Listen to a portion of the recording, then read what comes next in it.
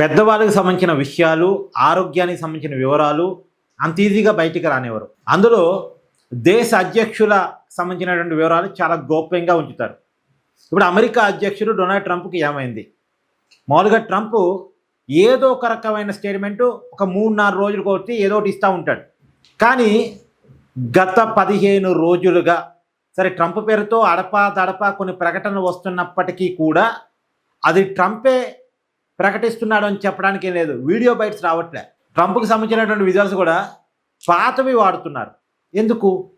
గతంలో ట్రంప్కి గుండెకి సంబంధించిన ఏదో ఇబ్బంది ఉందని, ఆయనకి హార్ట్ అటాక్ వచ్చిందని, ఆయన్ని ఎమర్జెన్సీ ఐసీయూలో ఉంచారని ఇలాంటి రకరకాల ప్రచారాలు మీడియాలో నడిచాయి.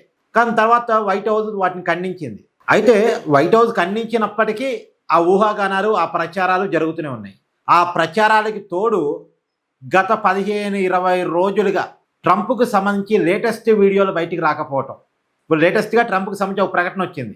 ఇరాన్తో చర్చలు తుది దశకు చేరాయి, దాదాపుగా చర్చలు కుదిరాయని ట్రంప్ పేరుతో స్టేట్మెంట్ వచ్చింది.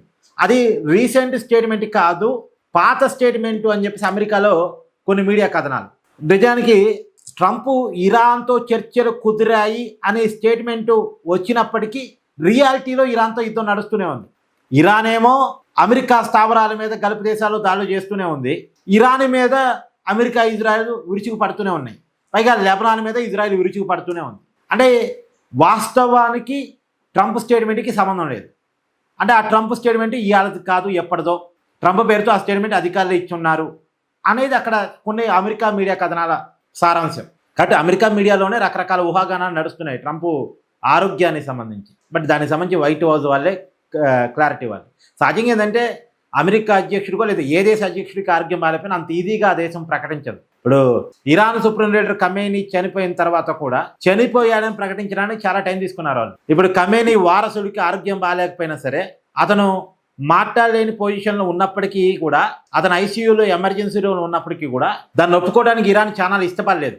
కానీ తర్వాత ఇంటర్నేషనల్ మీడియా కథనాలన్నీ ప్రచురించిన తర్వాత ఒప్పేసుకుంది. అప్పటిదాకా ఖమేనీ వారసుడు బాగానే ఉన్నాడని చెప్పేసి అతని పేరుతో స్టేట్మెంట్ ఇచ్చారు. కానీ అతను కాదు ఆ స్టేట్మెంట్ ఇచ్చింది అధికారులే అని తర్వాత అర్థమైంది. సరే, మొత్తానికి ఇప్పుడు అమెరికా అధ్యక్షుడు ట్రంప్కి ఏమైంది? మోస్ట్లీ ఏమీ కాదులేండి. ఎందుకంటే అమెరికా అధ్యక్షుడు కాబట్టి అత్యున్నత వైద్యం అందిద్ది. అతనికి నిజంగా అనారోగ్య సమస్యలు ఉన్నా సరే అత్యున్నత వైద్యం అందిద్ది. కొంత ఏదుడు పర్సను సహజంగానే వచ్చేటువంటి ఇబ్బందులు ఉంటాయి. కానీ ఇబ్బందులు రానివ్వరు, మెరుగైన చికిత్స అందిస్తారు. కాబట్టి ఇబ్బంది ఏమి ఉండకపోవచ్చు.